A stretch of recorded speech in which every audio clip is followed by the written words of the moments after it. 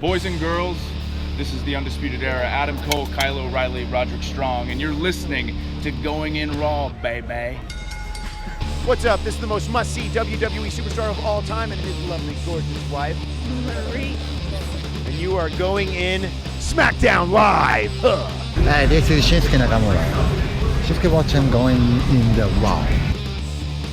Hey, friendo, Steve here. And Larson. And welcome back to Going In Raw, the only pro wrestling podcast you need to be listening to right here at youtube.com/Steve and Larson, and available wherever podcasts can be found. Be sure to hit that subscribe button and the notify bell next to it on YouTube if you want to make sure you're always getting your new Going In Raw notifications. Yes. We're also available, like I said, in the audio realm. Be sure to leave us a rating, review, or a comment. It always does help boost the exposure of Going In Raw, and Indeed. It is one day before the end of the month, Larson. Yes, that's tomorrow. Tomorrow's the end of the month. It's the last day. Tomorrow's the last day to get your pledges in for the Patreon at patreon.com/Steve and Larson. If you want to enjoy, if at the $20 mark, we send out the physical Friendo Care package, where you get a comic book, the stickers, a couple of, a postcard, and then a double-sided poster. So you get to choose. Also, at $20 level, you get the opportunity to submit video or text questions to Matt Chat. Speaking of which, our Sunday program. If you're watching this live right now and you're a Matt Chatter,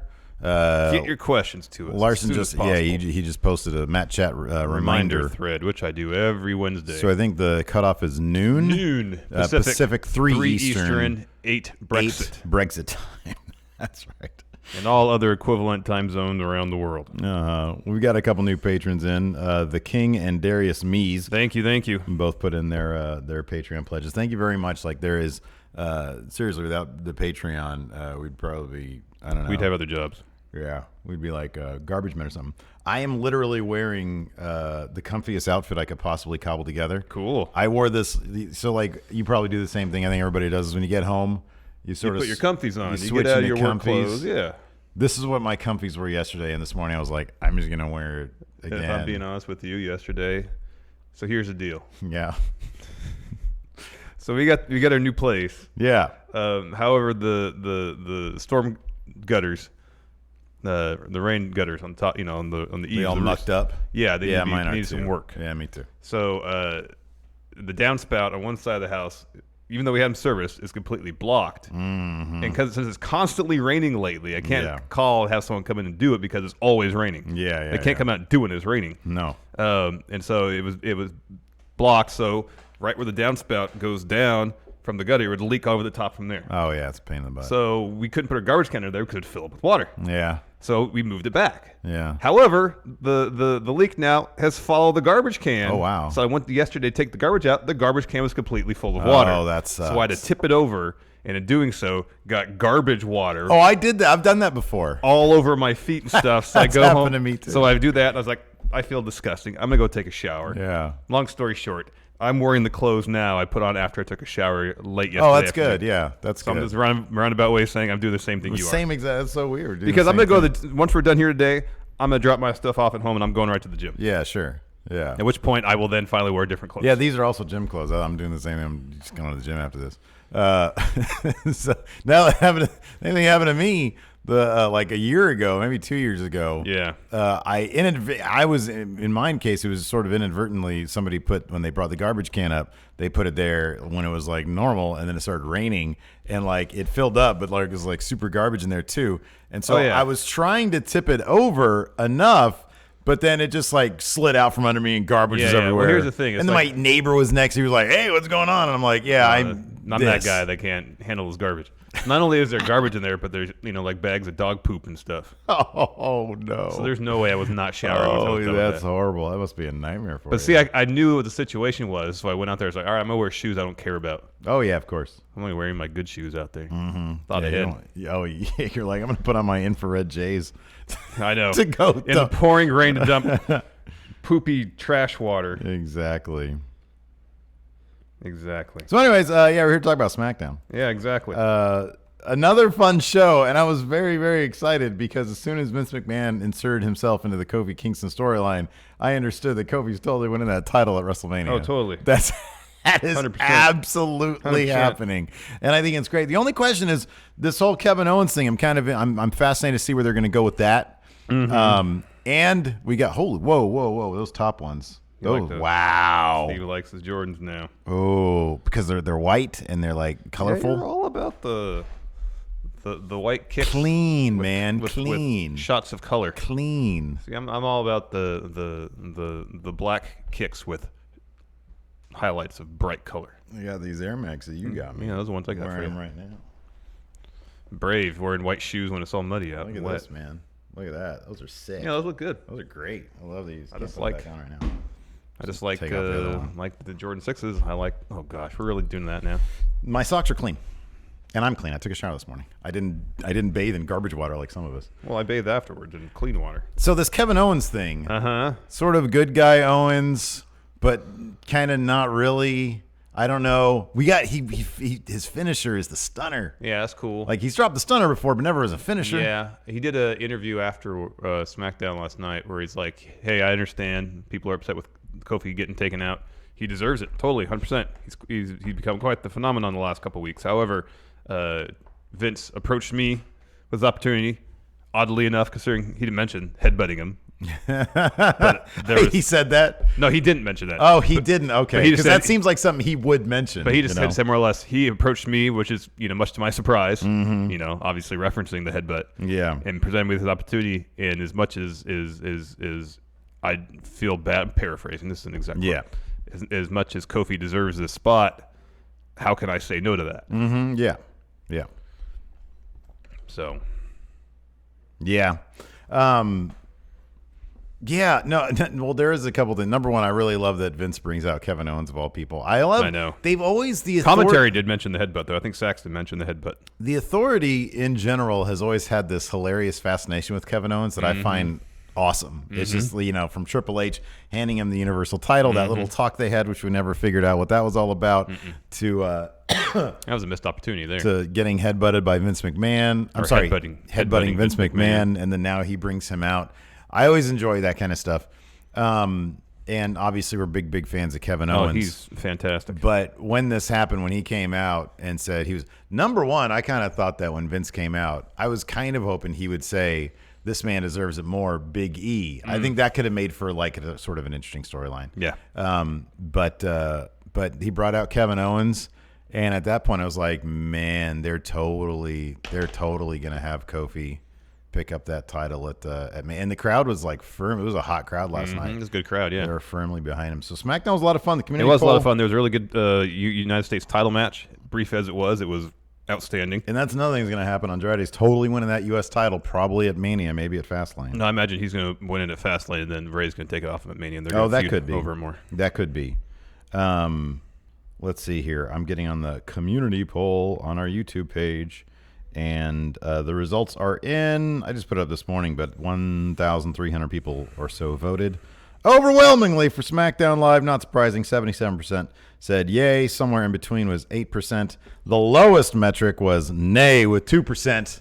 So solid episode last night. Yeah, I it was think fun. We're all kind of in agreement on that Yeah, one. fun, breezy, enjoyable, some surprises, some good matches. Let's kick off at the top. Show began with Daniel Bryan and Kofi Kingston's contract signing for their title match at Fastlane. Brief introductions from Stephanie and Shane. Daniel Bryan, Eric Rowan are sitting at the desk. Stephanie makes a point of saying that Daniel Bryan sitting comfortably in this leather chair here, and he does this because he's sitting there. He doesn't talk the whole thing. He just glares. He does this. Like he just got had. That was good, yeah. Shane then narrates a retrospective video package of Kofi's career from his debut in 2008 to now. It was pretty great. It was pretty great. And with that, the New Day come down to the ring. Kofi grabs the mic. Oh, and they're like full-on celebratory mood. Oh, yeah, big time. Kofi goes around the ring, high-fiving fans. Big E, Xavier Woods. They can't contain their enthusiasm. Yeah. Kofi grabs the mic. First, he thanks the New Day. Then he thanks the fans. And then he turns to Daniel Bryan and says, I'm going to beat you. Fastlane for the championship. Daniel Bryan signs the contract. He didn't say a word this entire time. No, it was great. His face was just awesome the entire time. Daniel Bryan signs the contract. Kofi has pen in hand, but put pen to paper. Just do it, Kofi. Just do it, Kofi. Do it. Just do it. No chance. That's what you got. No, just start writing, man. I mean, especially here, Vince furiously right. No good happens when you hear that theme music. No. Nothing good happens. So Vince comes out, And he says, Kofi, you've had yourself a great career. Thank you for your service to the company. I think Vince watches too many movies where that kind of scenario makes some level of sense because of editing. Where, like, in the real world, that doesn't make a lick of sense. You hear somebody's movie, oh, crap, I better sign that thing. So I know I'm good. I know. You know? I know. Anyways, continue. So Vince says, thank you for your service, for your 11 years in WWE. However, I found a guy much more deserving. I'm going to remove you from the match. Frankly, someone more deserving. Someone, like I said, I always promise people the best matches. Big money. Box office. Money box office. I got somebody better. Here's your Daniel Bryan's opponent, Kevin Owens. Kevin Owens. Beer. Kevin Owens comes out. He walks the ring, and I really like Owens, how he had a bit of reluctance to everything he did. Yeah, I know. So made he walks, it interesting. Made it so interesting. So he walks to the ramp. There was no like, hey, Vince, how's it going? Right, yeah. He just walked on down in the ring. Yeah. Sat in the chair.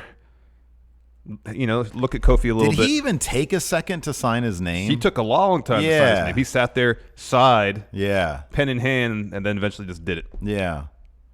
I like this, man. I think it adds a weird layer of what is going on with this guy. Like, in addition to the promos that built his return, which was just iPhone promos saying, he just portraying him as a family guy who's sort of readjusting his priorities.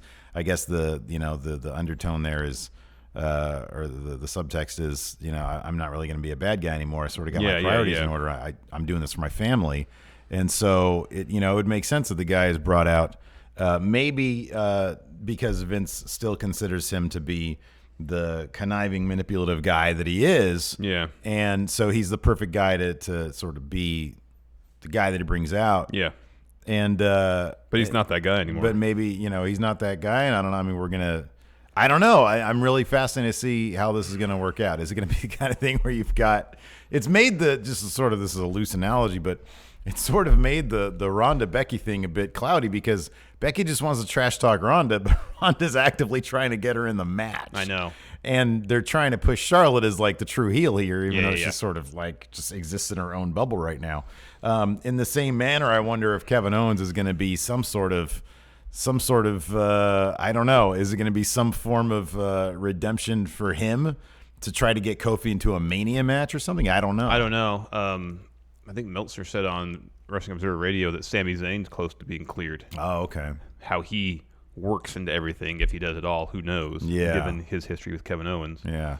Look, here's the thing. If they wanted, number one, I think it's fascinating that because it does. I mean, as soon as Vince came out, I was like, yeah, that's totally going to happen now. The whole Kofi Mania thing.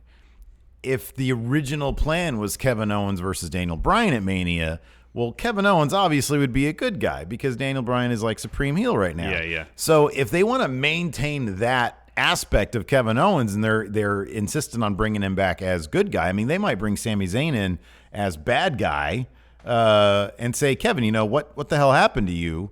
We were on this great tear, and I want to pick up where we left off. And Kevin's like, no, man, I got my priorities in check. You need to sort your head out too. Yeah. And then maybe that'll be a Mania match, which who wouldn't want to see Sami Zayn versus Kevin Owens again? Because they always put on terrific matches. I know.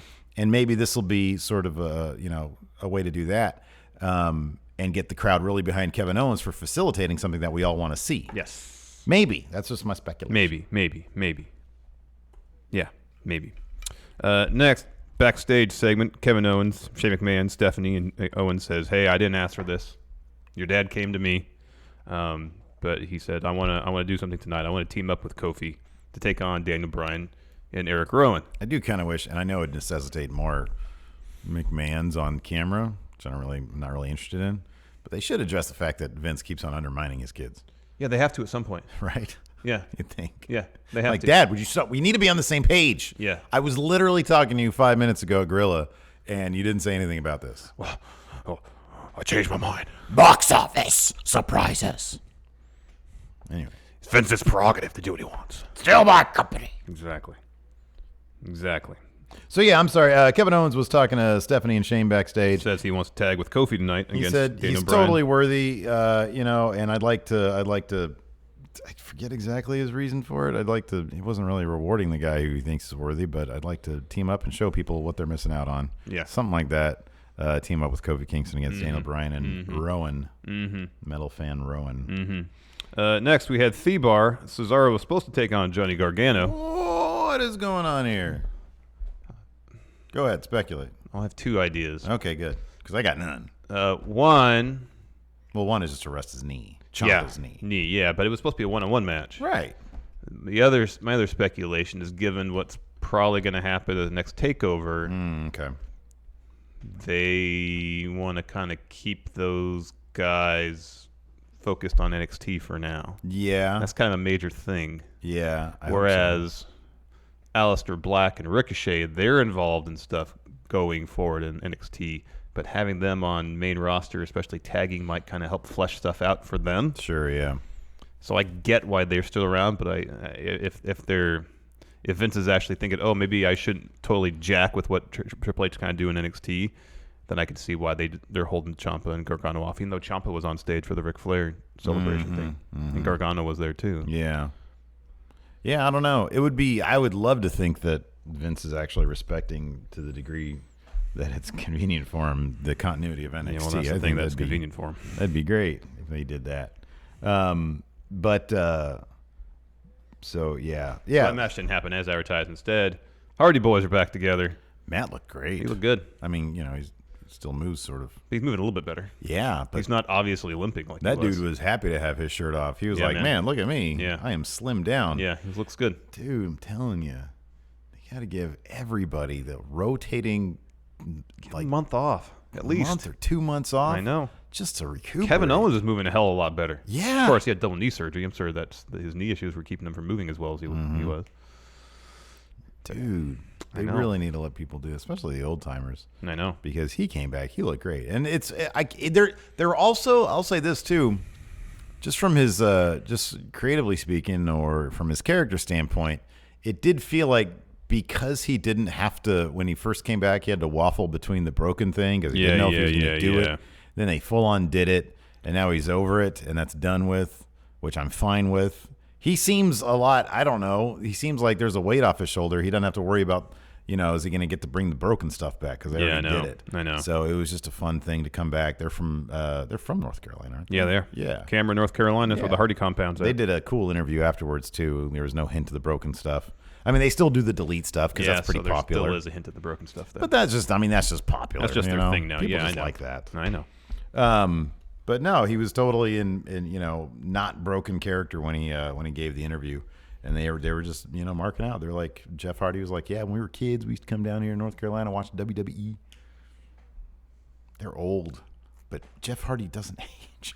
He looks the exact same. Especially Jeff. It seems like he should be older than what he is. Yeah. But he's still only in his early 40s, right? Yeah.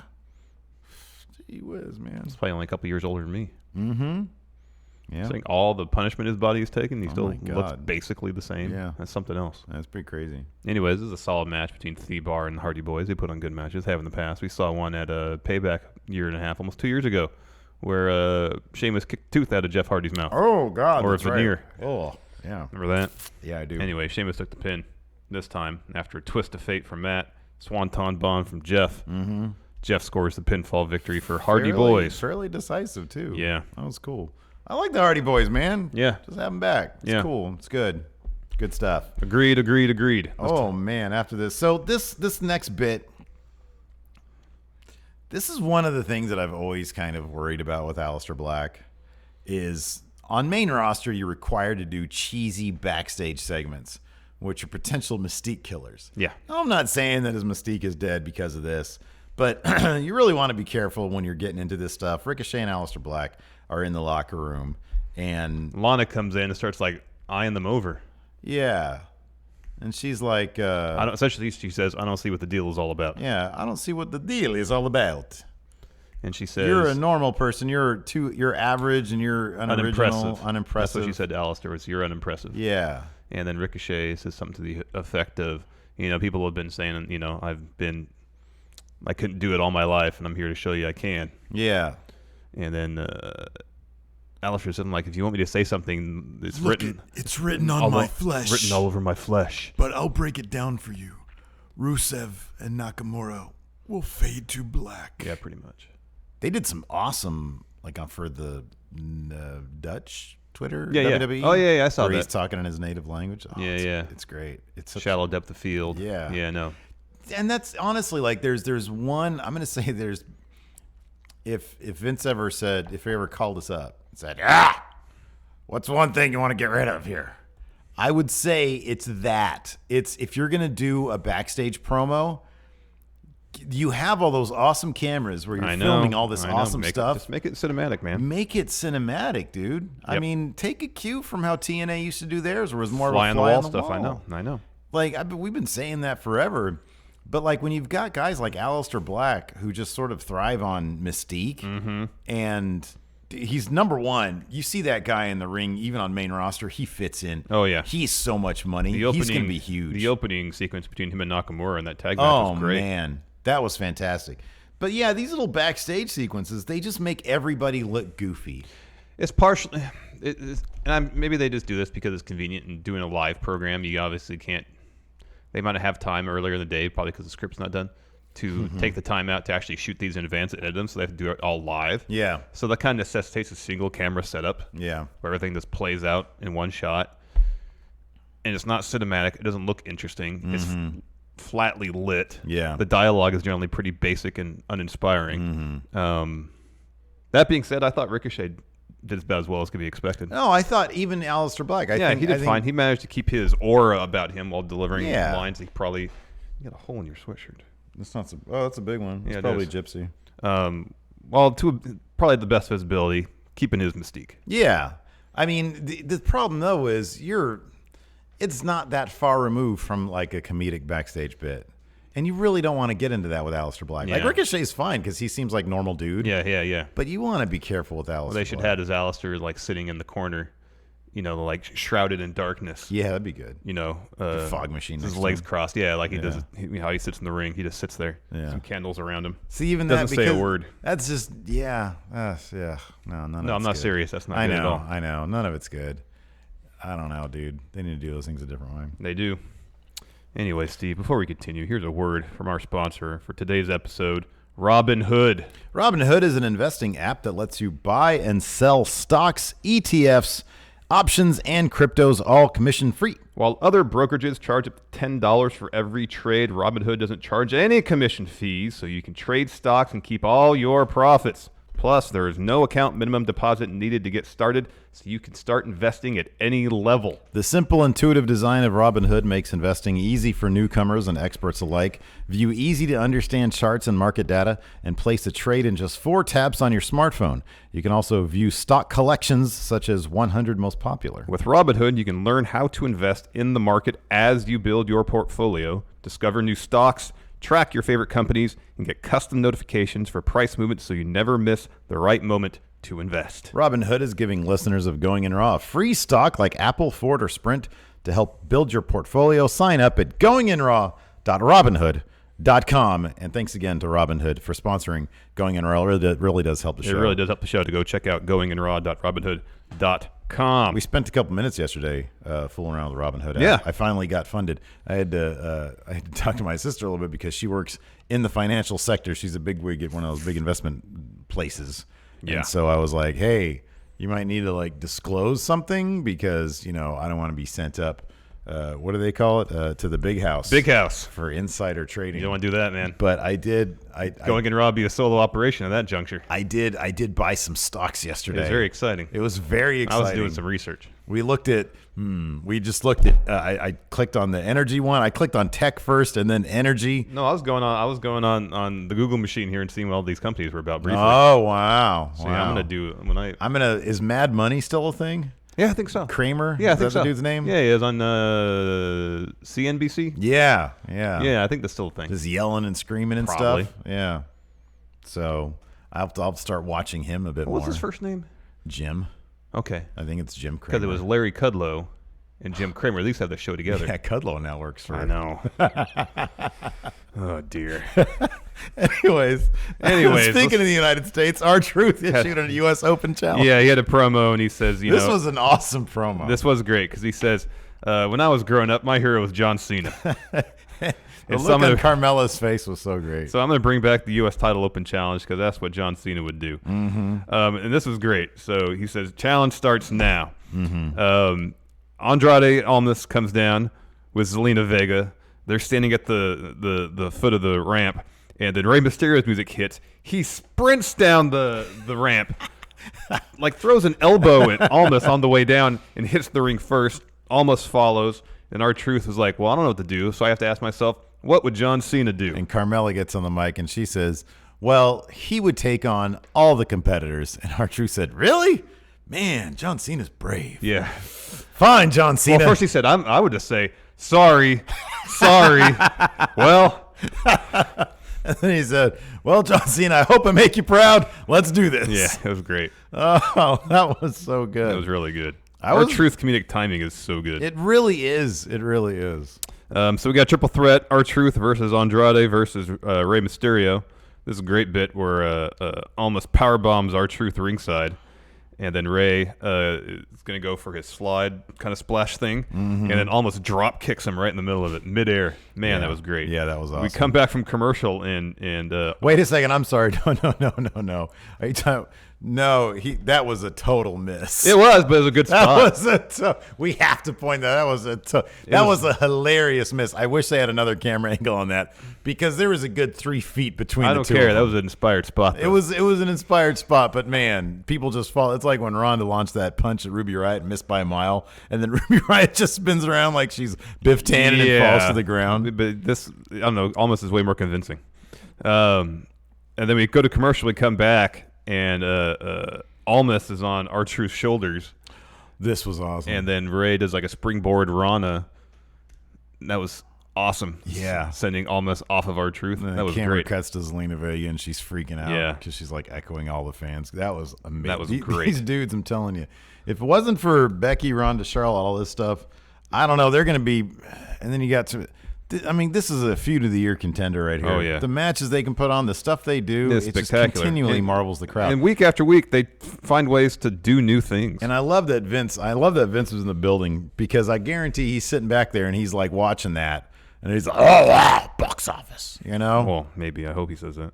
Anyways, R-Truth hits a belly-to-back suplex and a 5-knuckle shuffle on Almas. That was great. Awesome. In the end, though, Rey sets up both Almas and R-Truth for a 619. R-Truth gets out of the way. Andrade gets hit with a 619, and then R-Truth immediately rolls up Rey for the win. Mm-hmm. Yeah. Fun match. Was this like the first time Rey's actually hit it? I know it's not, but geez. No, he's hit 619 before. He tries to hit Almas with another 619 after the match, but Almas gets away. Yeah, but Almas is great at reversing those. Yeah, earlier in the match he reversed one. Yeah. Yeah, Almas is spectacular. Next, Charlotte Flair comes down the ring for a promo. Yeah, weren't we supposed to get like an Asuka Mandy Rose thing too? Boy. I think they announced that it's gonna be Mandy versus Asuka at Fastlane. Yeah, and there's a Leo Rush behind Mandy. Did you see that? No. So there's this Photoshop. No, I'm sorry, it's not a Photoshop. It's the thing that WWE released. Of course, they probably do it on Photoshop. Wait, and Leo Rush is behind Mandy Rose? I'll show you. Hold on a second. Let's see here. That's interesting. Anyways, look that up. Anyway, yeah. Charlotte. She's kind of carrying herself like she's existing somewhat above the fray of this whole Ronda. Oh, Leo Rush's arm. Yeah, so they probably just forgot because she probably fit in front of him because he's small. Yeah, and they probably just forgot to remove him from the Photoshop. Weird. I know that is weird. That's really weird. Anyway, Charlotte's kind of carrying herself like she exists above the fray. Just talking trash about Ronda and Becky. She calls herself the gold standard. Oh, that's just a bad. That's weird. What? Because look at Mandy Rose under the arm here. What's going on? Like you can see that's still there, but there was some sort of. Yeah, it's like they didn't take like the. There's like a mask or something under there. No, a shadow. Like no, I think that's the background for Asuka's picture. Like it's just a bad Photoshop job. That's a really bad Photoshop job. That was a rush. What a rush. And someone getting in trouble in the digital department for that. No kidding. Charlotte says both Becky and Ronda fear her. Becky fears what? Nice. Sorry, Star Trek Discovery got renewed for season 3. Oh, dear. She says Becky fears Charlotte because Charlotte will expose her for the fraud she is, and Ronda fears her because Charlotte's going to dole out another beatdown like she did in Survivor Series. Yeah, I was kind of lukewarm on this promo, to be honest with you. The only big revelation is at the end when she says she's going to show up on Raw next week so Vince can crown her the new Raw Women's Champion. That'd be interesting. I mean, Vince just seems like giving stuff to people, so right. To say it won't happen. I'll admit, though, there's a lot of dialogue. There's a long promo, and she didn't mess up once. It's always impressive when they do that. It's impressive when they can get through these lines and not mess up. Well, there was no. I felt like there was at least one stumble, but it wasn't major. Yeah, there wasn't any major stumbles at least. I think she said something. Oh, she said Kevin Owens instead of Kevin Owens, and then she corrected herself. But still, that's a ton of dialogue. Yeah, there's a lot of words to get through. I have a hard time reading the Raw or SmackDown previews without messing up. I know. I can literally be reading words in front of me and mess it up. Yeah, I know. Yeah, same. After that, fun short tag match between Aleister Black and Ricochet taking on. Couldn't you read Ricochet's name? And Shinsuke Nakamura and Rusev. I loved it because at the beginning of this match, we mentioned this earlier. At the beginning of this match, we got Aleister Black versus Nakamura. And it was awesome. And I'm sitting there like, oh, whoa, I forgot. This is like a dream matchup right here, hidden in a tag match. Yeah, why can't they give us 15 minutes of that? Oh, we'll get it. I hope so. We'll get it. I hope so. Are you kidding me? Aleister Black versus Shinsuke Nakamura. If they don't do that, ooh, boy. It'd be foolish not to do it. I'll be rolling around in my grave. What? What? Anyways. Aleister got himself the win for his team. Nakamura hits him with a reverse exploder, sets up for the Kinshasa, run towards him. Aleister gets up, hits Black Mass, pins Nakamura for the win. They sure are booking these NXT kids pretty strong. Yeah. Which is good because the other previous calls from NXT are barely on television. They're barely on TV. Aleister Black and Ricochet both still had their NXT lower thirds. I think it was it Vic Romano on Twitter? Because I bitched about it on Twitter. Yeah, I saw that. You want clarity. I just want some clarity. And then he said, well, they're probably just waiting until TakeOver's done to announce what brand they're actually going to be on. And I'm like, you got a future in this business, kid. Use your brain like that. Anyways. Yeah, I guess that makes sense. You know? And on top of that, it's free advertising for NXT. Exactly. And that's what we want. Yeah. Because Aleister Black is still on NXT. So is Ricochet. Yeah. Technically speaking. Yeah. As are Gargano and Ciampa. They're champions. They have episodes in the bank. Do you think they're going to have a TakeOver match? I don't know. Have the spoilers indicated if they're going to be involved in a TakeOver match? There's potential that they can be involved in a TakeOver match. All right, cool. Potential is there. Potential. But who knows? Next, we had an AJ Styles interview where Kayla asked him, he kind of hit a rough patch. Yeah. Losing that title. And he said, yeah, he essentially says, my fault Daniel Bryan has that belt. I've had opportunity after opportunity to get that belt back, and I failed. But he says he's going to go out and still prove that SmackDown is the house that AJ Styles For built. me, if it's not perfection, it's failure. Yeah. I'm scared. I'm scared of Gillette, to be honest with you. And Their razors are scary. Randall Orton comes in and says, the house that what? The house that what? How does he not know that catchphrase? No, I think the implication is that he's been on SmackDown way longer than AJ has. Well, yeah, he's been in WWE for a very long time. Yeah. The house of what? Oh, hey. He's going to turn to Baron Corbin. SmackDown's very I own forget Baron how this Corbin. look. They're just going to have a match of Mania. Yeah, I know. That's what he should have just said, that we don't see him for, 2 months or 45 days or whatever. Yeah. We should have a match of Mania. Let's just have a match at Mania and winner gets SmackDown. House that we built match. Yeah. And have another House of Horrors match. That'd be cool. After that, Lacey Evans walked down to the bottom of the ramp and walked back up. Yeah, huge push. This huge push that Lacey Evans is getting that everybody's talking about. She's going to be a foundational piece for women's division. And this is how it all kicks off, by walking down a ramp. You have to admit, though. You have to admit, this time her outfit was less time traveler. It was a tight-forming dress. It was a tight-fitting dress. Yeah, but it wasn't specific to any particular time period, but it wasn't necessarily something they wouldn't wear in the 50s or 60s. I don't think they had tight-fitting dresses back then. Yeah, they did. No, look, watch this. Yeah, they did. Well, okay, look, dude, I'm just gonna do this. 60s fashion women's. Look at that. See, look, no tight-fitting dresses. That is not tight-fitting, man. That is not hugging anything. It's pretty form-fitting. Nope. Wrong. I'm telling you, it was period non-specific. It was like 1980s and forward. No. So she's moving closer to our time period, Not. Larson. No, she's not. You She don't still know. had the hat with a little bit of lace hanging over her face. You It's don't totally even know anything. I do. You do not. I paid close attention All right, so to the fashion trends in Mad Men. all right, so you're saying again, hard disagree Yeah. on Lacey Evans' time travel. Yeah, she's not a time traveler, man. Let me write it down. Yeah, write that down. Write it down. Hard disagree. Write it down. Done. It's on the record. Look at this. What? ALK82 says, Steve, have you ever watched Mad Men? Yes, I've watched Mad Men. Don't question my Mad Men ability. Kyle says, what about Marilyn Monroe? Didn't she wear that? Yeah, she wore form-fitting stuff. Nah. Yeah. Yep. That's different, Yep. though. Yep. That's different, though. No. Way different. After that, we had our main event. Even though they promised like a Uso segment, they threw the commercial from the Lacey Evans thing. Says next we're going to hear from the SmackDown Tag Team Champions, the Usos. Oh, really? Yeah. Gee We had to cut a lot of whiz. stuff. Man, oh, man. 2 hours is not a lot of time, apparently, for a wrestling program, unless you're Impact. They were writing this show deep into it. And here's the thing. I kind of feel like this main event really didn't need all that time. Yeah. I think it could have accomplished to the point in like half the time that they had, because it was like a 15-minute match. 12, 15-minute match, yeah. Like 7 minutes. I let the Usos say something for like 3 minutes. Or do a picture-in-picture thing. Just do a split screen where the Usos are talking. That's what I'm saying. Yeah. Yeah. But then while there's another promo also happening. Just all the promos at once. Yeah. There's this great spot Sound where like the Borg. Kofi goes for a roll-up, and then Daniel Bryan kicks out and immediately goes into the label lock. It was seamless. Yeah, seamless. That was good. Kofi gets out of it. He gets his foot on the rope. Kevin Owens gets in the ring, hits a pop-up powerbomb Yeah. on Daniel Bryan.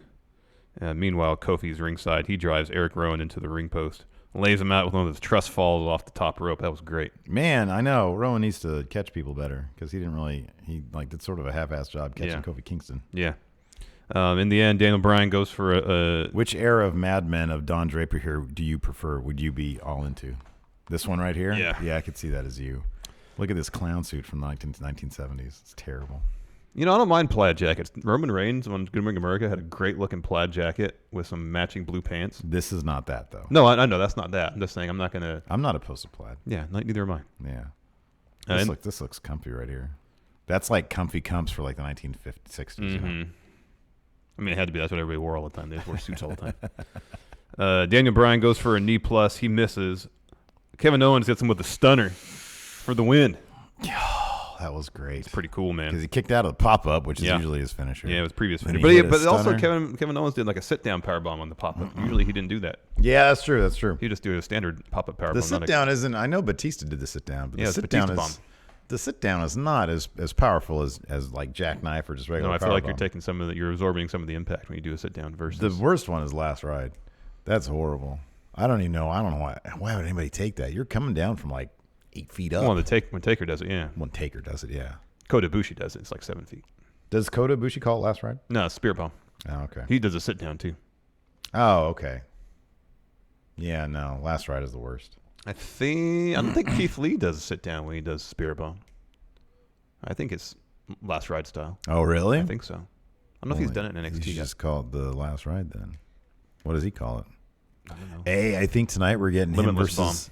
I think we're getting Keith Lee versus Top Notch. Yeah, that's cool. Dijakovic. I've heard them putting some good matches on the house show circuit. Man. Hope they give this like 25 minutes. This is going to be like a takeover level match, dude. I'm telling you. Didn't get Dijakovic's Tool theme song. Doesn't sound anything like Tool.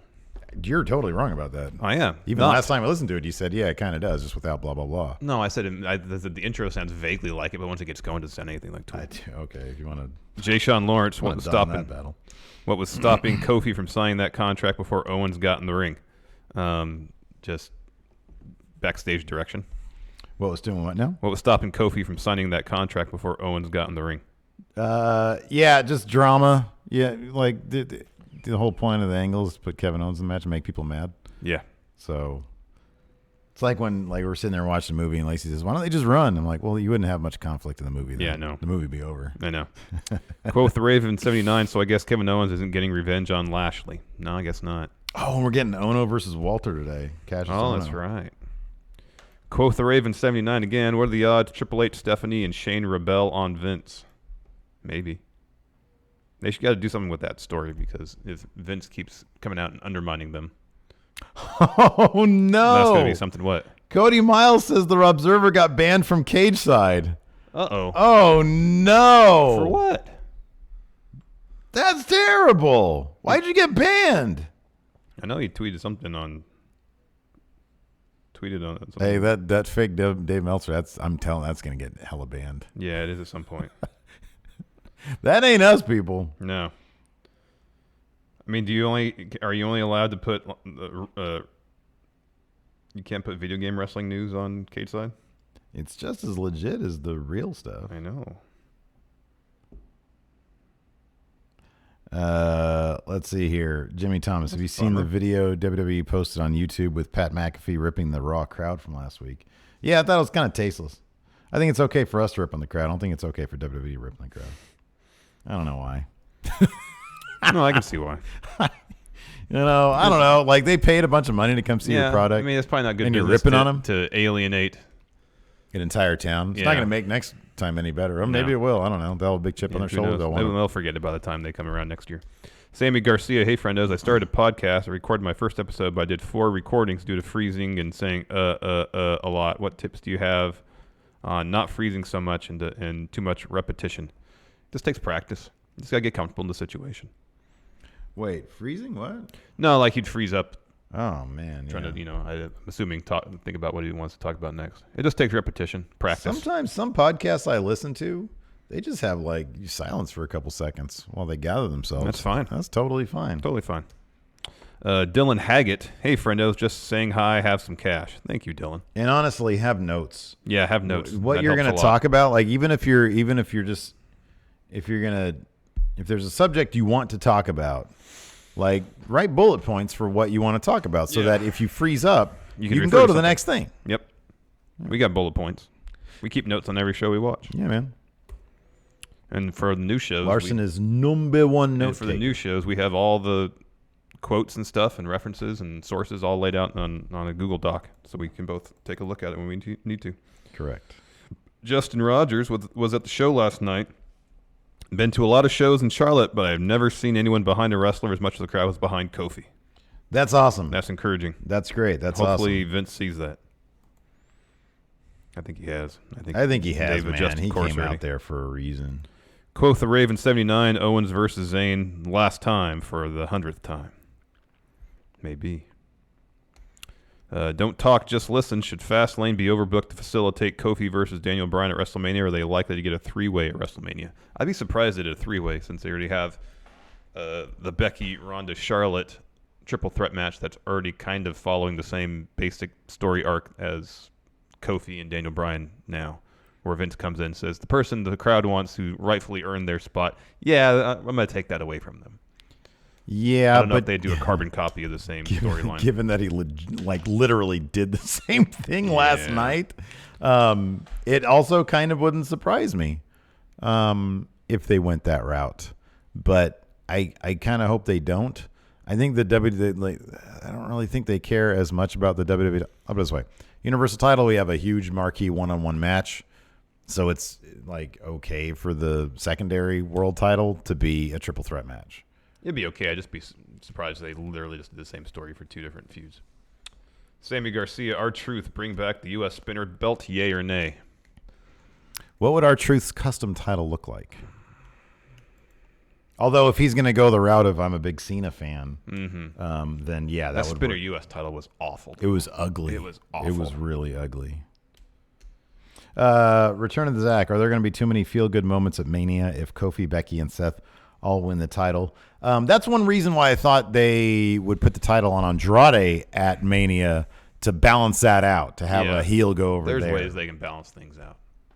If they do Sami Zayn versus Kevin Owens, they could have Sami Zayn win if he's the heel in that situation. Yeah. So there's a they can balance it out. Have Baron Corbin win. That takes care of that's 4 bad moments in one. Yeah, all wrapped into one. Sammy Garcia. Oh, sorry, read that one already. Trey Saunders, Finter Dimension Tension in the year 2019. Oh, Finn's involved with that? Maybe. Scorpio 85, I have to admit, Didn't like what went on with Kofi last night. Great to see Owens again, but I understand now what they're about to do at Mania, or should I say, hopefully, meaning Kingston will be champion. Hopefully. Yeah, I think they got the reaction they wanted. Like, Twitter was blowing up over that last night. Like, why? It does feel a tad more transparent, though, than usual. Don't talk, just listen. This is an interesting idea. Why has Vince not thought of doing Bliss versus Asuka? Asuka chose Flair last year over Bliss. The story is already there to build from. Because they're on different brands? I don't think that means anything, though. Yeah, well, they're not. It kind of does because they're on different brands. We see how easily, like Charlotte says, I'm going to show up on Raw tomorrow. Yeah, but or next week. Like you just said, that would be echoing in just the exact same thing. It would just be the same thing. Somebody crossing brands. I think they only want to do that for like special occasions. John Totland. What? No, I don't know. I mean, I think, I don't know. It says stream complete. We're offline right now. Are we? Yeah, because it's red. John Totland, kind of lame that the only women's segment was Charlotte hyping the Raw Women's Championship match. That's true. It'd been nice if they'd done the Mandy Rose Asuka thing as advertised. Yeah, it just sort of illustrates just how far apart digital is with what actually is going on. Well, I'm sure digital has a deadline that's way earlier than the actual script of the show has to be done. So one of those was previously go up like the night before, the morning of. I think the morning of. See, theoretically, they'd have those scripts ready. They'd have the format ready well in advance of that. Well, I think there is a script or a format ready, just not the final script or the final format. It's a hastily scrawled in pencil on a napkin somewhere. Mm-hmm. Josh Little, power rank wrestlers that you like to be tattooed. I guess wrestlers who don't have tattoos, you want to have like Aleister Black. Oh yeah, I forgot to mention that. Did you mention that? What? Kevin Owens got a big old he's got new fresh tattoo. ink. Yeah. He's got fresh ink. I wonder if he got that done at Ink Master, and then he'll have to go to Tattoo Nightmare. I want to see Johnny Gargano all tattooed up. Oh, that'd be interesting. You know who'd look cool with tattoos? Even cooler, because I already think Asuka's like one of the best designed characters they have. Yeah. Tons of tats. Oh, man, that'd look amazing. That'd look great. Robbie Hyde, should Batista and Triple H at WrestleMania 35 have a stipulation? Let's make it like a street fight or something. I think both wear jeans. Jeans. And Batista can wear like super tight skinny jeans. Yeah, man, that'd be great. And like the no socks, like the Trent Seven thing. Heck yeah, man. Wolfpack for life. How much longer will Rusev and Lana be with WWE? I'm no longer a fan because all they do is complain, and I personally don't think they're as good as everyone says they are. I'll be honest. I watched their the YouTube video of Lana when she's on the bus or she's whatever. Salty. That was such a work. No, I know. I know. And also, it just comes off as, I don't know. It's not a good. Bitter's generally not a good look. No, it isn't. And if it's not done in a clever way, so I don't know, man. Yeah, they do seem to. I don't know. I get it. I understand. You're ambitious. You want to aim for the top. But Lana's not a good wrestler. Rusev is a decent wrestler, and he's got tons of charisma, and we both love him.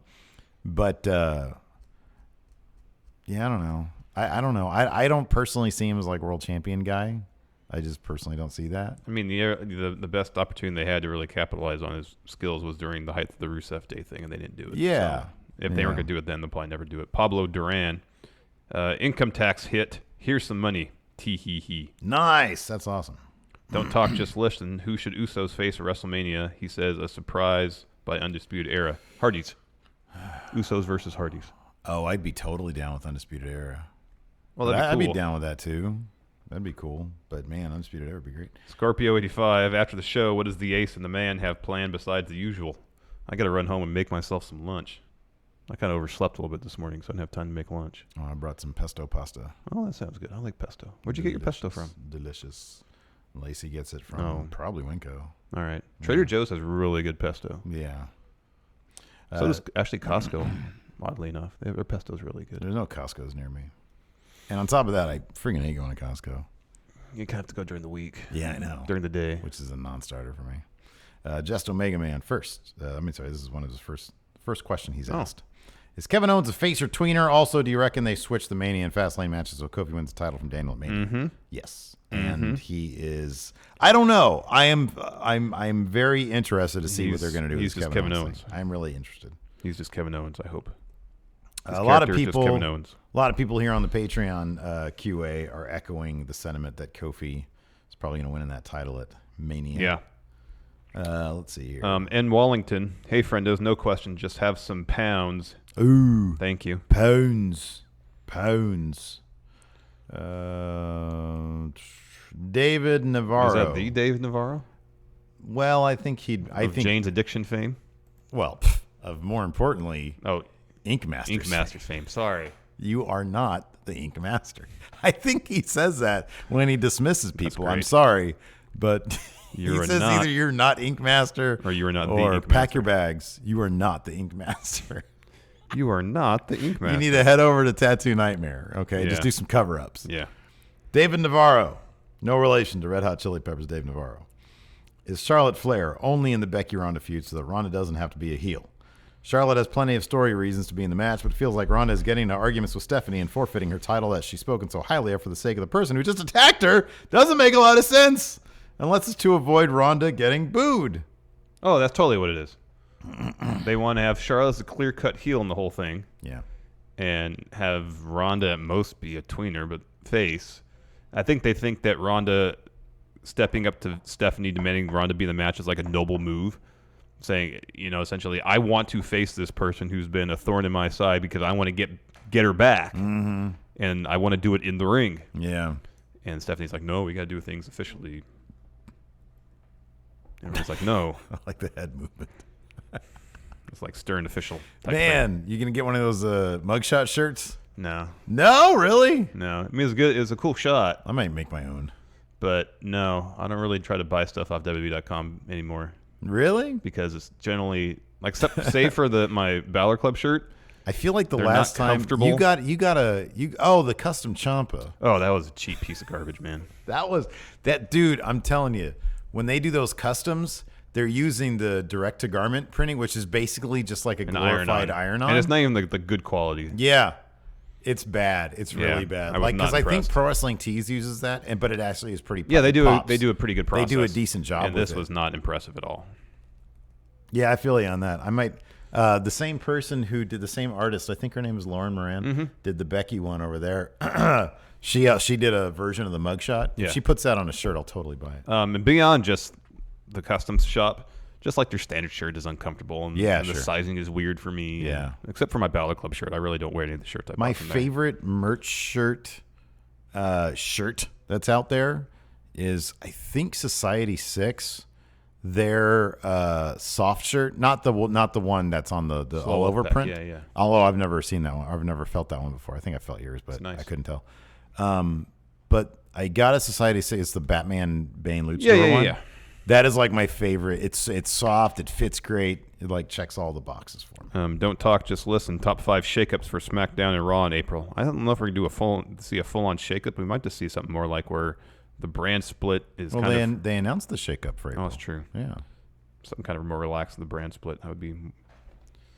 I don't know, maybe like 4 people might switch shows or something on each brand. Yeah, I'd say like probably 5 on each brand, and then a couple call-ups. Oh, I think Rollins going to stay on Raw and AJ's going to stay on SmackDown. I wouldn't be surprised if AJ moves over to Raw, actually. Yeah, but it's the house that he built. I understand. Unless they let Randy Orton take that title from him at Mania. It's actually the house that I crafted. Yeah.